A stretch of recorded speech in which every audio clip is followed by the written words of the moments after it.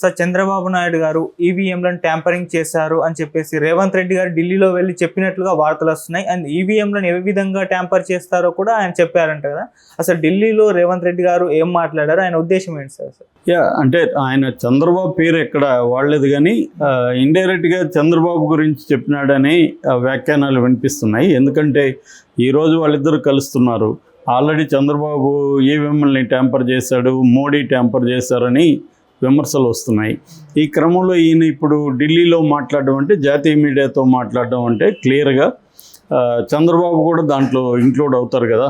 So రెండవది ఆయన ఏం చెప్పాడంటే, 2009లోనే తెలుగుదేశం మాట్లాడింది, కాంగ్రెస్ గెలిచినప్పుడు ఈవీఎంలు ట్యాంపరింగ్ అని మాట్లాడి నేను అప్పుడు తెలుగుదేశంలో ఉన్నానని కూడా ఆయన అన్నాడు. అట్లాగే ఢిల్లీలో మేము కాన్స్టిట్యూషనల్ క్లబ్ ఆఫ్ ఇండియాలో దీని మీద అవగాహనకు సంబంధించిన సెమినార్ కూడా చేశామని అన్నాడు. అంటే ఆయన చెప్పిన మెథడ్ ఏంటంటే, మామూలుగా ఈవీఎంలని మొత్తం మార్చాల్సిన అవసరం లేదు, కేవలం 10% మారిస్తే చాలు.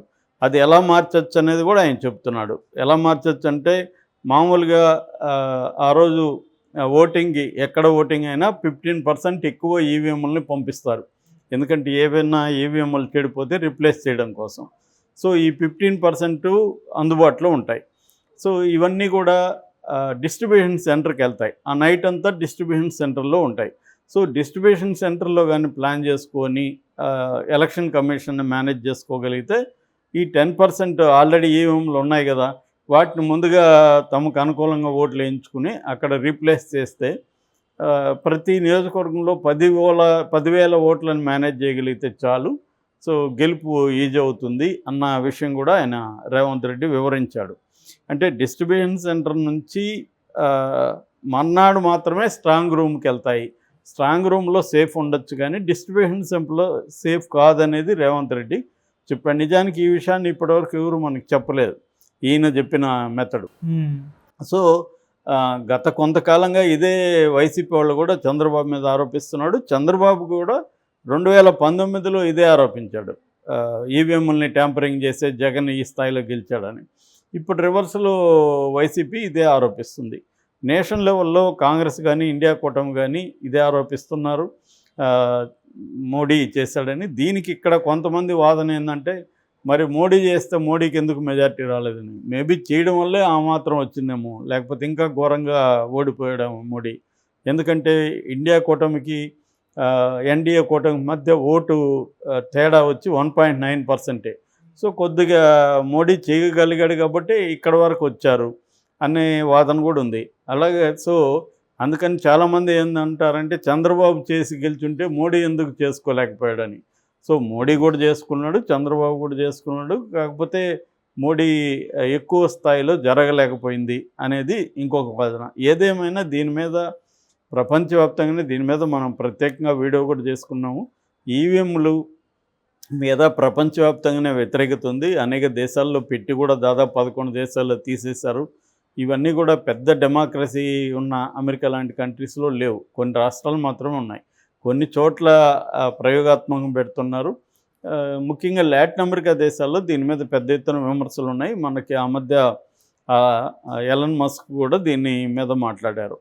సో ఆ యాంగిల్లో రేవంత్ రెడ్డి చెప్పాడు. బట్ ఇది చంద్రబాబుకి ఇబ్బందికరం అనేది వాస్తవమే. ఎందుకంటే చంద్రబాబు మీద ఈ ఆరోపణలు ఉన్నప్పుడు, ఈరోజు చంద్రబాబుతో భేటీ ఉన్న టైంలో ఇతను చెప్పడం వల్ల దీని మీద ఎక్కువగా వైసీపీ బ్యాచ్ ఫోకస్ చేస్తుంది. ఇక్కడ కేసీఆర్ బ్యాచ్ కూడా దీని మీద ఫోకస్ చేస్తారు. అంటే రేవంత్ రెడ్డి ఇండైరెక్ట్గా చంద్రబాబు ఈవీఎంలని ట్యాంపర్ చేశాడని చెప్తున్నాడా అన్న ఇది సెన్స్ అయితే వస్తుంది. ఎందుకంటే ఈయన చంద్రబాబుని ఈరోజు కలుస్తున్నాడు, చంద్రబాబు మీద ఆల్రెడీ ఈవీఎంల ట్యాంపరింగ్ మీద ఆరోపణలు ఉన్నాయి. సో ఆరోపణలు ఉన్నప్పుడు ఈయన ఢిల్లీలో జాతీయ మీడియాతో ఇలా మాట్లాడడం అనేది ఇప్పుడు వైరల్ అవుతుంది. ఈయన మాట్లాడిన కాంటెక్స్ట్ ఏమో మొత్తం దేశవ్యాప్తంగా దృష్టిలో పెట్టుకొని ఎన్డీఏ కూటమి గురించి మాట్లాడాడు. మరి ఎన్డీఏ కూటమి ఆంధ్రప్రదేశ్లో కూడా చేస్తుంటుంది కదా, దేశంలో అంతా చేసినప్పుడు ఆంధ్రప్రదేశ్లో మాత్రం ఎందుకు వదిలేస్తుంది? అందుకని ఇప్పుడు చాలామంది వైసీపీ ఎమ్మెల్యేలు ఏం చెప్తున్నారు, మాకు ఓట్లు వేసామని జనం చెప్తున్నారు, మాకు కన్వెన్షనల్గా స్ట్రాంగ్ వైసీపీ బెల్ట్లో కూడా మాకు ఓట్లు పడలేదు, కొన్ని చోట్ల ఒక్క ఓటు కూడా రాలేదు మాకు, ఇది విచిత్రంగా ఉంది ఇలా జరగడం. సో 40% ఓటు షేర్ వచ్చినా కూడా మాకు 11 సీట్లు రావడం అనేది ఆ, కొద్దిగా డౌట్ఫుల్ అని చెప్తున్నారు. అట్లాగే ఉండవల్లి అరుణ్ కుమార్ కూడా ఆ మధ్య మాట్లాడుతూ మొత్తం 60 లక్షల ఈవీఎంల మిషన్స్ని ఈ ఎలక్షన్స్ కోసం ఇంపోర్ట్ చేసుకున్నారు.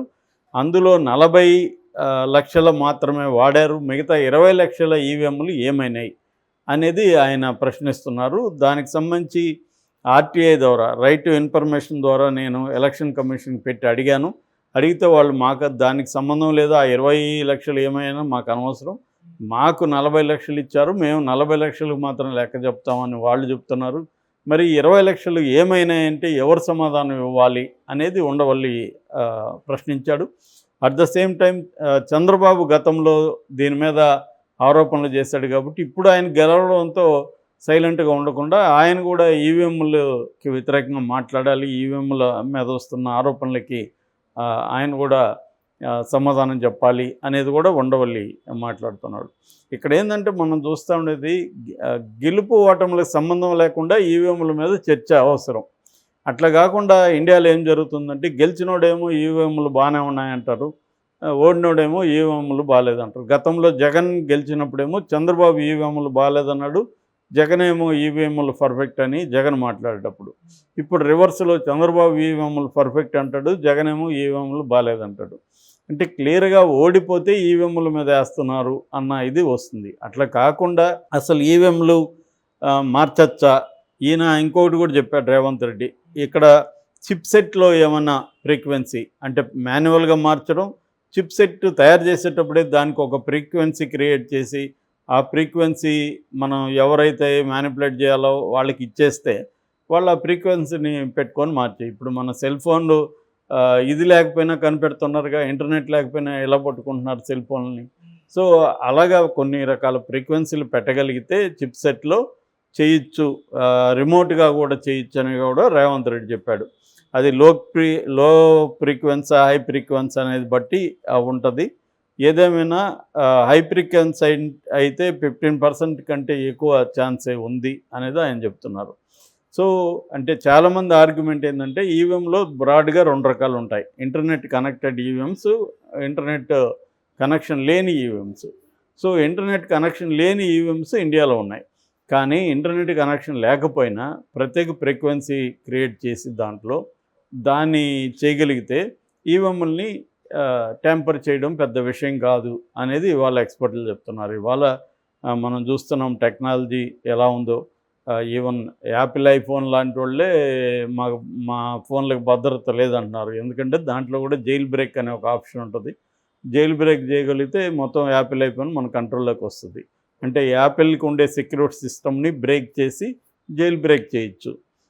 అలా జైల్ బ్రేక్ చేసేస్తే మళ్ళీ నువ్వు థర్డ్ పార్టీ యాప్స్ ఏవైనా కూడా దాంట్లో ఇన్స్టాల్ చేయొచ్చు. సో ఇవాళ మామూలుగా సంవత్సరానికి 10,000 కడితేనే స్పై యాప్స్ ఇచ్చేస్తున్నారు. స్పై యాప్స్ మనం ఎవరి ఫోన్లోనే వేసేయచ్చు, ఇంకా ఫోన్ మన కంట్రోల్లో ఉంటుంది.